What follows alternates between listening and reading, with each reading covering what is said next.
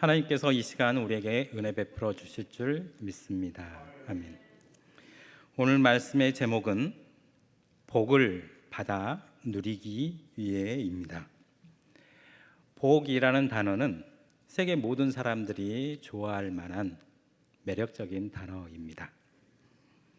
그 중에 특히 한국인은 아이들이 입는 옷, 그리고 수저, 복주머니, 복조리 등에서 알 수 있듯이 태어날 때부터 복을 빌며 그렇게 태어나고, 복을 비는 상징 속에서 둘러싸여 그렇게 살다가 우리 기독교인들은 이제는 더 이상 언급하지 않는 단어인, 유족들 앞에서 쓰는 단어인 명복을 빕니다.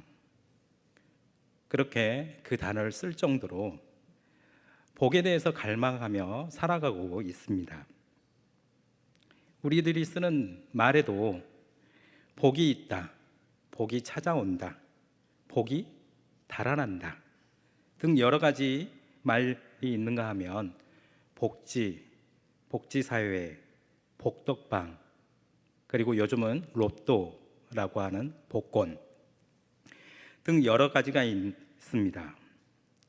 수많은 복에 대한 말, 단어, 상징들, 물건들, 그 속에서 우리가 살아가고 있지만 하나같이 복을 비는, 즉 비나이다 비나이다 그렇게 하는 마음뿐이지 어디에서 복을 받을 수 있는지, 어떻게 하면 복을 받아서 우리가 누려갈 수 있는지를 구체적으로 이야기해 주진 않습니다. 잘 모르기 때문이죠. 그냥 뜬구름 잡듯 막연한 것이 복 받는 것, 복을 누리는 것이기 때문입니다. 그에 반해서 성경은 하나님의 말씀 구석구석에서 굳이 복이라는 단어를 언급하지 않아도 복에 대한 말씀들이 너무나 많이 기록되어 있습니다. 우리가 너무나 잘 아는 마태복음 5장에 기록된 팔복에서처럼 복이 무엇이 복이다, 그 복은 어떻게 하면 누릴 수 있는지 구체적으로 설명하고 있습니다. 무엇보다도 성경은 복의 주인은 하나님이시라 말씀합니다. 하나님께서 우리 인생에게 복을 주시는 유일한 분이십니다. 그 사실을 오늘 본문 26절 말씀에서도 내가 오늘 복과 저주를 너희 앞에 두었다라고 말씀합니다. 내가, 하나님이 복과 저주를 두었다, 다른 것이 아니라 당사자인 하나님께서 복과 저주를 두었다라고 말씀합니다. 그리고 성경은 또 이런 말씀을 하십니다. 우리 인생이 죄로 인하여서 저주 아래에 놓여 있었다. 그래서 하나님 주시는 복을 받을 수 없었다. 마찬가지로 그 복을 누릴 수도 없었다. 그런데 이제는 예수 그리스도로 말미암아 우리가 복을 받게 되었고 복을 누릴 수 있게 되었다 말씀합니다. 에베소서 말씀에 찬송하리로다, 하나님 곧 우리 주 예수 그리스도의 아버지께서 그리스도 안에서 하늘에 속한 모든 신령한 복을 우리에게 주시되라고 말씀합니다. 그리스도 안에서 예수 그리스도를 통하지 않고서는 복을 받을 수 없다는 말이죠. 예수 그리스도를 벗어나서는 복을 못 받는다는 말씀입니다. 복을 받지 못하니 복을 누릴 수도 없겠지요. 오직 예수 그리스도 안에서 우리가 복을 받게 된 줄로 믿습니다. 아멘. 좀 전에 우리가 읽은 그 말씀에서 하늘에 속한 신령 복이라는 말씀을 언급하고 그 뒤 이어서 그 복이 하나님의 자녀가 되게 하시려고 하나님께서 우리를 예정하시고 택하시고 택정하시고 자녀 삼아 주셨다라고 말하고 있는데 그것뿐이겠습니까? 하나님께서 우리에게 주시는 복은 헤아릴 수가 없습니다. 돌발 퀴즈. 찬송가 1장 제목이 무엇일까요? 뒷부분 교육자 쪽에서는 크게 외쳐야 되는데 만복의 근원 하나님입니다. 만복이라는 것은 진짜 만개라는 뜻보다는 헤아릴 수 없다는 거죠. 가득하다, 정말 많다라는 의미입니다. 즉 하나님께서 나를 위해서, 우리를 위해서 준비하여 주셨고 주시는 복은 헤아릴 수 없다.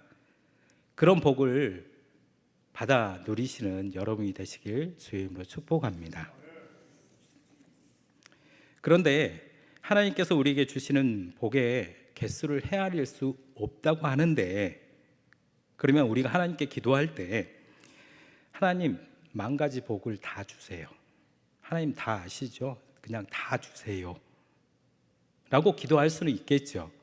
근데 그 기도의 응답으로 하나님께서는 기도에 응답하시는 분이시니까 10,000가지 주세요, 다 주세요, 하여튼 몇 개가 되는지 모르지만 다 주세요 했는데 정말 그 기도의 응답들을 주셨어요. 그런데 너무 많아서 내가 뭘 받았지? 라고 하지 않겠습니까? 그죠? 어렵습니까? 너무 많아서 기도의 응답으로 너무 많이 받다 보니까 이게 하나님이 주시는 것인지, 지금 주시는 건지, 예전부터 갖고 있었는 건지, 언제부터 누리고 있었는지를 너무 모른다는 것이죠. 너무나 한꺼번에 주시니까. 그런 생각을 잠깐 해봤습니다. 그래서 성경에 기록된 그 수많은 복을 줄여서 기억하기 쉽도록 딱 5개만 오늘 말씀드리려고 합니다. 첫 번째는 하나님 믿는 신앙인으로서 가장 중요한 복입니다. 당연히 복의 주인이신 하나님께서 주셔야만 누릴 수 있는 복입니다. 신령한 복인데 그것은 가장 중요한 믿음의 복입니다. 믿음은 우리의 노력이나 힘으로 가질 수 있는 것이 아닙니다. 당연히 하나님께서 우리에게 주셔야 가질 수 있고 누릴 수 있습니다.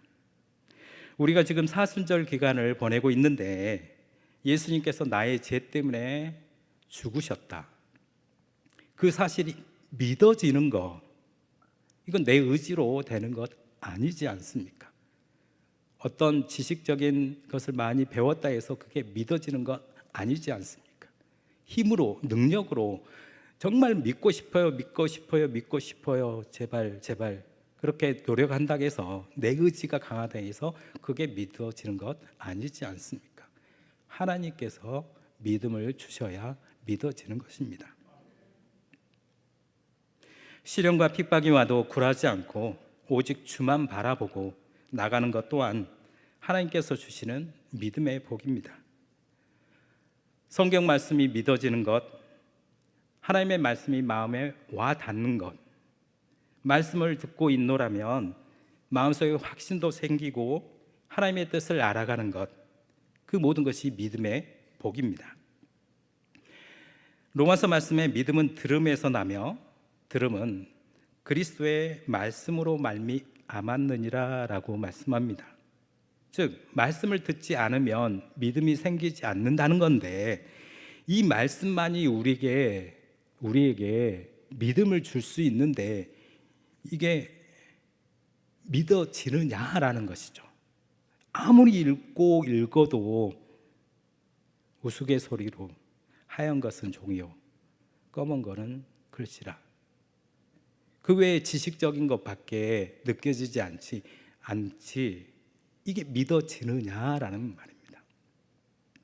하나님께서 우리에게 믿음을 주셔야 비로소 이 말씀이 내게 믿음을 갖게 한다는 것이죠. 그러니 믿음은 하나님께서 주시는 큰 복입니다. 여러분 믿음의 복을 누리시길 주의 이름으로 축복합니다. 두 번째입니다.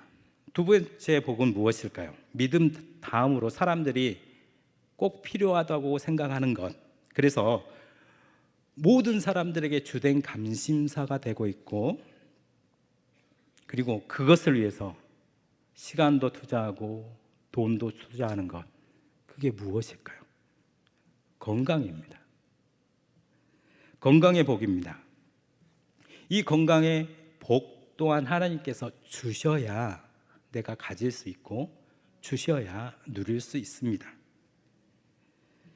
잠언 말씀에 보면 그것을 얻는 자에게 생명이 되며 그의 온 육체가 건강이 될 것이라 이야기하고 있습니다. 4장 22절 금방 그 말씀 한 구절만 보면 이 도대체 그것이라는 단어가 무엇인지 모르죠.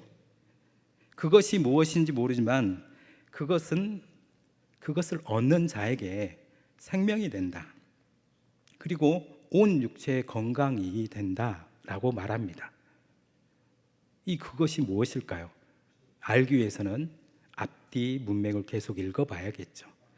4장 말씀을 전체적으로 읽어보면 가장 많이 나오는 단어가 지혜입니다.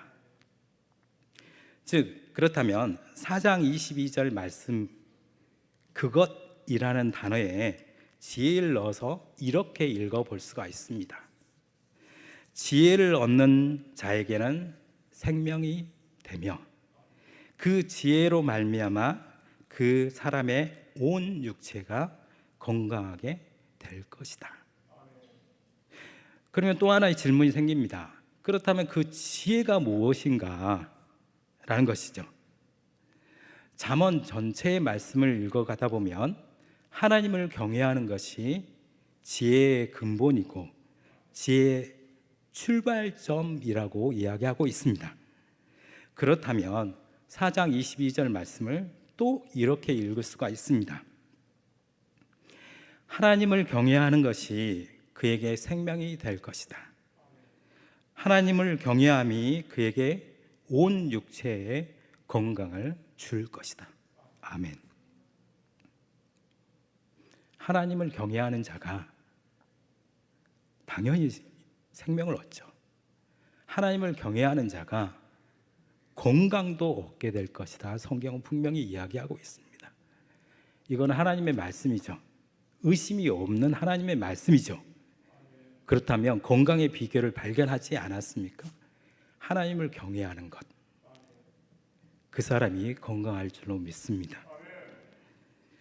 건강도 하나님께서 주셔야 누리는 복입니다. 여러분 건강의 복을 누리시기를 주의 이름으로 축복합니다. 세 번째입니다.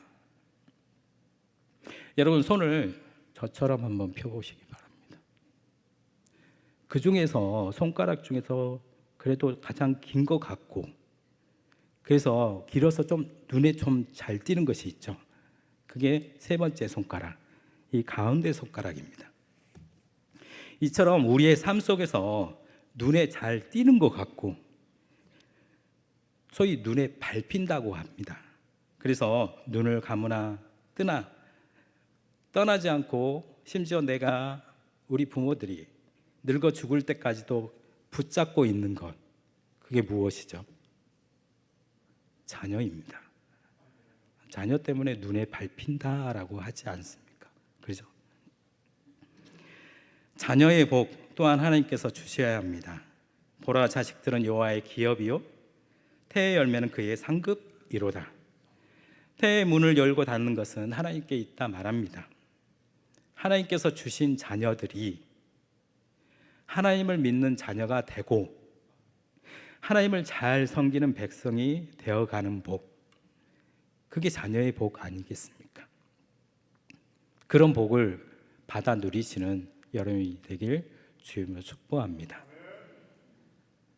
기회는 지나갔어도 이미 양육된 그 자녀들이 정말 믿음으로 잘 자라나기를, 정말 믿음의 대들보가 되기를 우리가 기도해야 할 줄로 믿습니다.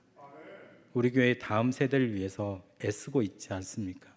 투자하기를 준비하고 그런 기반 베이스를 준비하고 있지 않습니까? 우리의 모든 것을 들여서, 정성을 들여서 우리 다음 세대를 정말 멋있게 키워나가는 우리 대구 칠곡교회가 되기를 소망해 봅니다. 네 번째 복입니다. 네 번째 복은 형통입니다. 형통의 복입니다. 예레미야 말씀에 보면 목자들은 어리석어 여호와를 찾지 아니함으로 형통하지 못하며라고 기록하고 있습니다. 여호와를 찾지 아니하는 자가 형통하지 아니하였더라라는 것입니다. 반대로 하나님을 찾는 자, 하나님을 부르는 자, 하나님을 경외하는 자가 형통할 것이다 라는 말씀입니다. 또 자기의 죄를 숨기는 자는 형통하지 못한다 잠언에 기록하고 있습니다. 하나님을 모르는 사람들이니까 당연히 자기의 죄를 숨기겠죠. 그러니 당연히 형통하지 못할 수밖에 없습니다. 세상의 사람들은 형통할 수가 없습니다. 일시적인 형통은 누릴 수 있겠죠. 완벽하고 온전하고 하나님 주시는 형통함은 누릴 수가 없습니다. 하나님을 경외하는 자는 죄를 자복하겠죠. 하나님의 말씀에 비춰보고 하나님께 나아가서 기도하니 하나님의 말씀이 내게 찔림이 되는 것이고, 기도 가운데 하나님을 만나서 성령의 조명을 받으니 찔림이 되겠죠. 그러니 오라 하나님 내 탓이요 내 잘못입니다. 죄를 자복하게 될 것이고, 또한 하나님의 긍휼하심을 구하며 또 하나님의 긍휼하심을 입을 수밖에 없겠죠. 그래서 잠언 28장 14절에는 항상 경외하는 자가, 하나님을 항상 경외하는 자가 복이 있다라고 이야기하고 있습니다. 결국 형통의 복 또한 하나님께서 주셔야 합니다. 하나님이 가지고 계신 것이고 하나님이 주셔야 누릴 수 있는 복이라는 것이죠. 여러분, 시냇가에 심은 나무가 시절을 쫓아 과실을 맺은 같이 형통함을 누리시는 여러분이 되시길 주의 이름으로 축복합니다. 마지막으로 다섯째 복이 남았습니다. 이제 뭐가 남았을까요? 그래도 이 땅에서 살아가는 동안 우리에게 필요한 복이 있습니다. 물질이죠. 물질의 복입니다. 이 또한 하나님께서 주셔야 합니다. 구약 성경 말라기에서도 하나님께 드림으로 받게 되는 그 물질의 복에 대해서 약속해 주셨습니다. 또 하나님의 나라와 의를 구하면 이 모든 것을 우리에게 더해 주시리라, 모든 것을 더해 주시리라 말씀해 주셨습니다. 이 외에도 성경에는 하나님께서 베풀어 주신 그런 물질의 복을 받는 방법, 비결에 대한 이야기들이 많이 기록되어 있습니다. 여러분들도 마찬가지로 그런 물질의 복을 받아 누리시길 주의 이름으로 축복합니다. 자, 여기까지 간략하게 복에 대해서 말씀드렸습니다. 만 가지를 복을 받으면 이게 뭘까? 뭘 받았지 모르지만 다섯 가지만 요약해서, 다섯 가지만 추려서 말씀드렸습니다. 쉽죠? 첫 번째, 믿음의 복. 두 번째, 건강의 복. 세 번째, 자녀의 복. 네 번째, 형통의 복. 마지막, 물질의 복입니다. 마지막으로 말씀드린 물질의 복, 이거는 이 세상에서는 소위 수부강령 유어독 고정명이라고 해서, 혹은 부귀영화, 혹은 무병장수, 그렇게 이야기하면서 물질을 가장 먼저 이야기합니다. 가장 중요하다는 것이죠. 먼저 챙겨라 라는 것이겠죠. 그런데 정말 그렇게 하면 이 다섯 가지를 거꾸로 한번 생각해 봅시다. 다섯 번째, 물질이 있는데 네 번째, 형통함이 없다면 그것은 밑 빠진 독에 물 붓기이지 않겠습니까? 그죠? 물질도 있어요. 형통함도 있어요. 그런데 이 눈에 걸리는 세 번째, 자녀의 복이 없다고 합시다. 그 사람이 그 가족에게, 그 분에게 소망이 있겠습니까? 소망이 없죠. 그죠? 물질도 있고 형통함도 있고 자녀도 있습니다.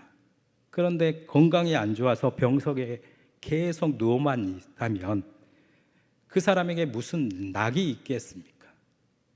그렇죠. 물질도 있고 형통함도 있고 자녀도, 번듯한 자녀들이 있습니다. 그리고 건강도 있습니다. 그런데 가장 중요한 이 믿음의 복이 없다면 그는 성경의 이름과 같이 다 잃은 거나 다름없다고 말합니다. 다 잃은 것입니다. 그래서 우리에게는 무엇보다 믿음의 복이 있어야 됩니다. 건강의 복도 있어야 되고요, 자녀의 복도 있어야 됩니다. 형통한 복도 반드시 있어야 됩니다.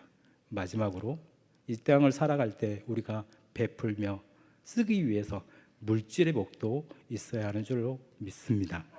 그런 5가지의 복을 누리시는 여러분이 되시길 주님으로 축복합니다.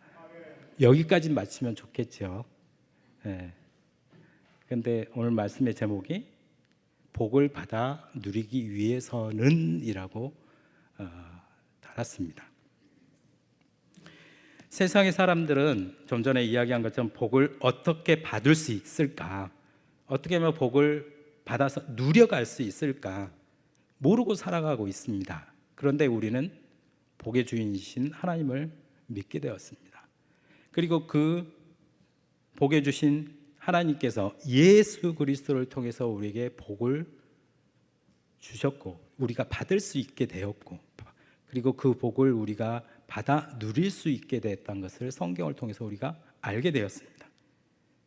그래서 나만 아는 것이 아니라 복 받는 비결, 그냥 비나입니다 막연하게 복을 비는 그런 사람들에게 아니다, 그거는 복을 받는 비결이 아니다, 그렇게 해봤자 복을 받을 수가 없다, 복을 받으려면 이렇게 해야 된다, 이렇게 하고 저렇게 해야 된다, 그것을 우리가 다른 이들에게 알려줘야 합니다. 특히 우리의 자녀 손들한테 먼저, 정말 먼저 잘 가르쳐 양육해야 되죠. 바울 사도가 디모데에게 쓰는 편지에서 이렇게 이야기합니다. 내 속에 있는 거짓이 없는 믿음이 있음을 생각함이라. 이 믿음은 먼저 내 외조모 로이스와 내 어머니 유니게 속에 있더니 내 속에도 있는 줄을 확신하노라 라고 말씀합니다. 여러분, 세속적인 신앙이나 비진리도 모두 다 정통성을 가지고 대를 이어서 대물림합니다. 요한계시록 2장의 말씀에 보면 발람의 교훈도 전에 내려갔더라 이야기합니다. 대물림해 갔다는 것입니다. 이세벨의 교훈도 전에 내려갔더라, 대물려 갔다라고 이야기합니다. 비진리인데, 잘못된 말인데 그것도 전통처럼 대물려 갔다는 겁니다. 그러니 올바른 믿음을 전해줘야 합니다. 전해받는 것이, 그렇게 전수해 받는 것이 정말 중요합니다.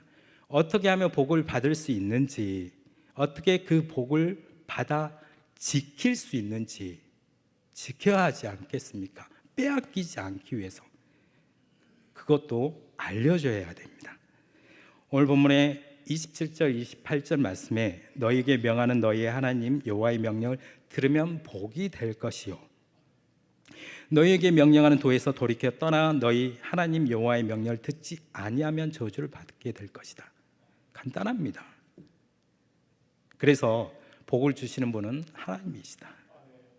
이 세상 그 어떤 상징, 사람들이 말하는 말, 그런 것들이 복을 가져다 주는 것이 아니라 하나님의 명령을 지키면 복이 될 것이다, 그렇지 않으면 저주가 될 것이다 라고 전해야 됩니다.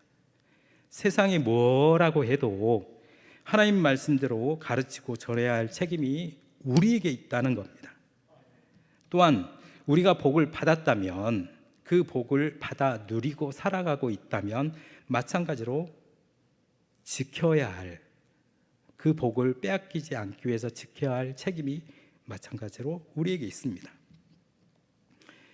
신명기 말씀에 여호와께서 우리에게 이 모든 규례를 지키라 명령하셨으니 이는 우리가 우리 하나님 여호와를 경외하며 항상 복을 누리기 위해서라 이야기합니다. 항상 복을 누리기 위해서.